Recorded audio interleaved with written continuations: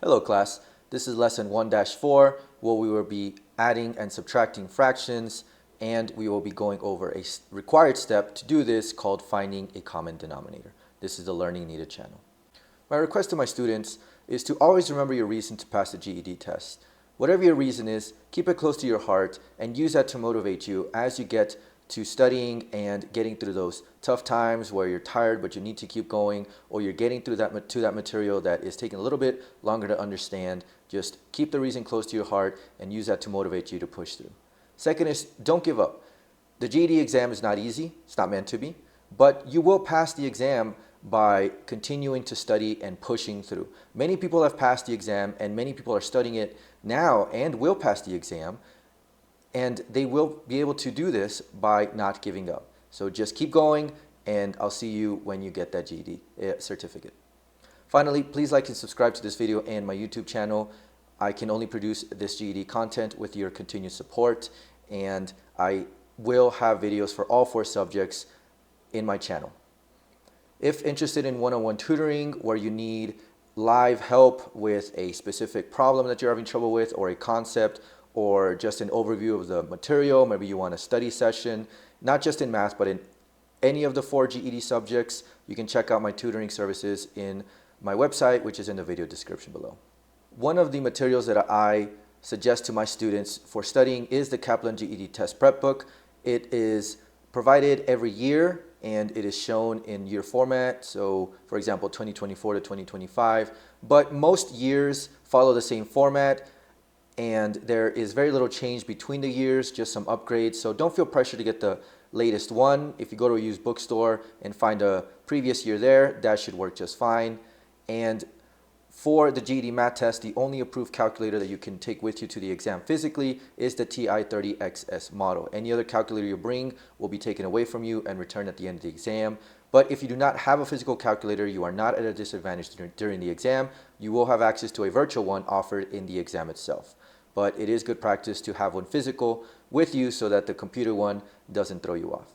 If you are interested in purchasing the latest version of the Kaplan GED Test Prep Book or the calculator, I have links to purchase them in my video description below. All right, let's get started. Adding fractions with a common denominator. A requirement to add fractions is that both fractions must have what is called a common denominator. When the denominators are the same, you add the numerators together to get the sum. And that's what common denominator means. The denominator is the same value. So if you look at this example here, where we are asked to add 3/6 and 4/6, all we're doing here, because the denominators are the same number, 6, we are simply adding the numerators together. We are adding 3 and 4 to each other, and we are keeping the denominator the same. And when you add those two numbers together, the sum is 7/6. So again, you're only adding the numerators together. The denominator does not change in the answer. One note about the GED Math Test is after you have added fractions together, you may be required to provide the answer in lowest terms. So just be aware that you may need to reduce it if the answer requires it, if the question requires it. As you can imagine, the GED Math Test is not going to have fractions with common denominators all the time. In the cases where you get fractions that have different denominators, you must convert the fractions such that they both have the same denominator. And the way that you do this is to find what is called the least common multiple for the denominators of both fractions. And the least common multiple is simply the smallest number that divides both numbers with no remainder. Let's take a look at an example. Let's find the least common multiple of 3 and 7. And just to clarify, we are not going over adding fractions just yet. We are going over this least common multiple part first, and then using that knowledge to be able to convert fractions with uncommon denominators. We need the multiples of 3 and 7. And the multiples of any number are the answers that you get. It is a list of numbers that you get when you take the number and you multiply it by every number in sequence. So in the case of multiples of 3, it would be a list of the answers for 3 times 1, then 3 times 2, 3 times 3, 3 times 4, and so on and so forth. And that list looks like this. I stopped at 10, 3 times 10, and that is 30. You can also see it as starting with the number that you're getting the multiples of, in this case 3, and adding 3 to it continuously. So it'd be 3 plus 3 is 6, and then 6 plus 3 is 9, 9 plus 3 is 12, and so on and so forth.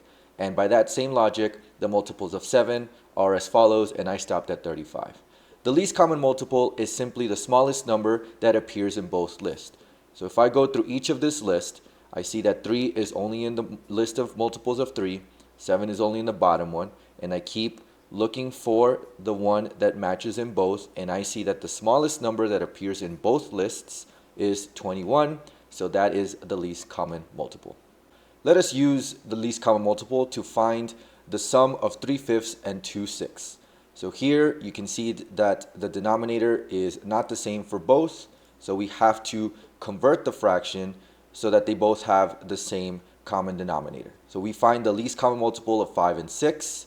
The multiples of 5 start with 5, and then 5 times 2, 5 times 3, and that list looks like this. I stopped at 10, and multiples of 6 are here. I look for the smallest number that matches both lists. If you keep going infinitely, there will be multiple numbers that match in both numbers or in both lists, but you're looking for the smallest number that matches. And in this case, the least common multiple is 30. Now that we have the least common multiple of 30, we are going to raise both fractions such that they both have a denominator of 30. So if we look at the fraction of 3 over 5, we can raise it by a factor of 6, and it becomes a fraction of 18 over 30, and 30 is the denominator we want. Similarly, with 2 over 6, if we raise it by a factor of 5, then we have a fraction of 10 over 30. And 18 over 30 is the same value, or the same amount of pizza, as 3 over 5. Similarly, so is 10 over 30 to 2 over 6. And here, now that we have fractions with the same denominator, we add the numerators, and the answer is 28 over 30. And just as a reminder, simplify the fraction to lowest terms if the GED Math test requires you, or if the answer requires it. So the previous information was helpful for adding proper and improper fractions. Now we are going to look at how it differs slightly when adding mixed numbers. So the steps here are to add the whole number parts, then you add the fraction parts, and just like before, the fraction parts also need to have a common denominator. And there is a note that when you add the fraction parts together, if the answer is greater than 1, or in other words, is an improper fraction, convert it to a mixed number. And finally, combine the results. So let's take a look at this in action. Let's add 3 and 3 over 4, and 2 and 2 over 3. And if you'll notice, the fractions here do not have a common denominator, so we will need to do the least common multiple to find a common denominator when we add the fraction parts. But let's go through the steps. First, we add the whole number parts. So we're adding 3 and 2, and that gives us an answer of 5, and I highlighted in red so you can see where that is referenced in the rest of the problem solving. Then we add the fraction parts. So we need to add 3 over 4 and 2 over 3. And when you do the least common multiple steps that we did in the past to find the common denominator, you'll see that you can raise these fractions to 9 over 12 and 8 over 12 respectively. Here we add the fractions as we did previously, and we get an answer of 17 over 12. 17 over 12 is a value greater than 1 because the numerator is greater than the denominator, which means it is an improper fraction.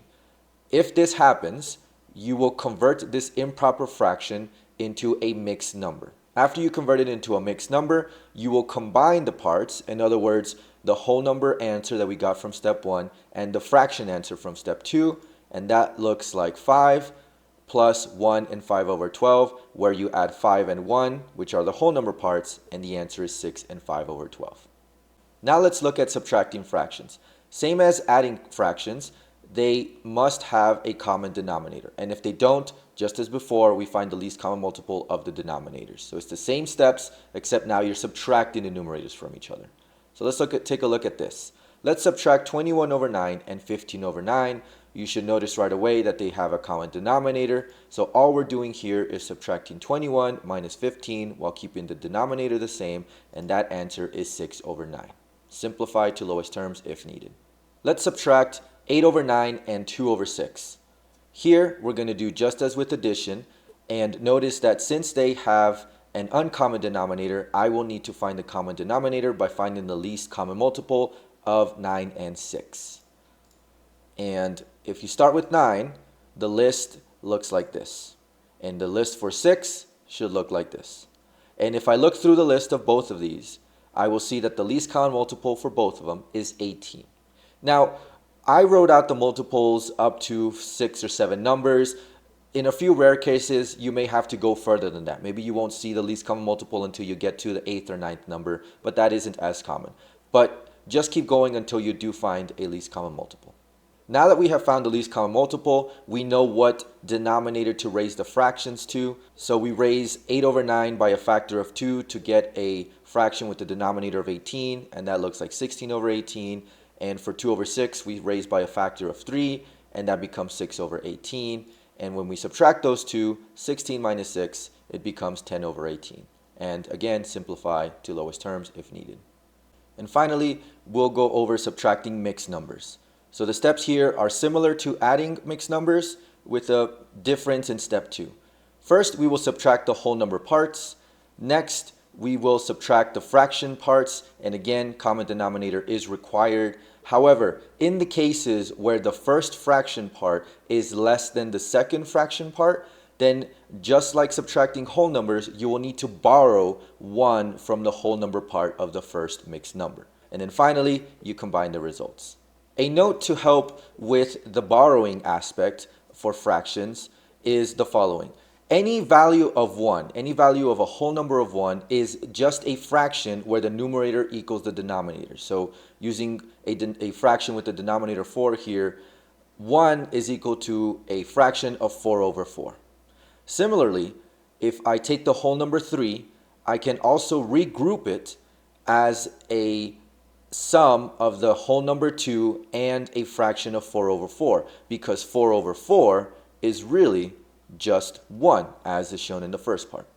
I can also, just to round out the information, say that a whole number of 3 is the sum of 3 fractions of 4 over 4, which again, where each of these 4 over 4s are 1. So it's really 1 plus 1 plus 1. And this is going to help with the regrouping part when subtracting mixed numbers. Let's find the difference of 4 and 1 over 4 and 1 and 2 over 3. Again, the denominators are different, so we will need to do the least common multiple part at some point in this problem. So first, we will subtract the whole number parts, and that is simply 4 minus 1, which gives you a whole answer number of 3. Next, we will subtract the fraction parts, and we need to find the common denominator, and by doing the least common multiple step, we will see that we can raise both fractions to 3 over 12 and 8 over 12 respectively. If I subtract 3 over 12 minus 8 over 12, I get a negative number, which is not something that we want when we subtract fractions. Just like when subtracting whole numbers, you do not want to subtract a smaller number from a bigger number. We borrow from the number in front so that we can subtract accordingly. We were going to do the same thing but with fractions, and we're borrowing from the whole number part. The way we do this is that we regroup the whole number part from step 1 such that it has a fraction that we can add to the first fraction. So if we regroup 3, we can make it look like a mixed number of 2 and 12 over 12. Remember, 12 over 12 is essentially just a 1. Now that we have this fraction part of 12 over 12, we can add that to the first fraction of 3 over 12, and that first fraction becomes 15 over 12. And now that we have 15 over 12, we can use that to subtract from 8 over 12, and that becomes 7 over 12. And finally, we combine the results. What happened here is that we took a value of 1 from the 3 that we got in the first step, and when we did that, that 3 became a 2. Just like when you subtract whole numbers, whenever you borrow from a number, that number changes value and you start using that number. So if you see here in the red that it was a red before, it was a red 3, now it became a green 2, that's the new whole number part. And that is what we use when we combine the results. Now note that this is something that can happen when you subtract mixed numbers, but in the cases where the first fraction is greater than the second fraction, then you wouldn't need to borrow, so this is just covering the steps in the case that you do need to do so. And that was today's lesson. We learned how to add and subtract fractions as well as mixed numbers, and the best way to solidify this is to find some example problems and try these out. The more that you do them, the easier it'll get and you won't even be thinking about the steps when you solve these problems. Thank you guys so much for watching. I'll see y'all in the next video.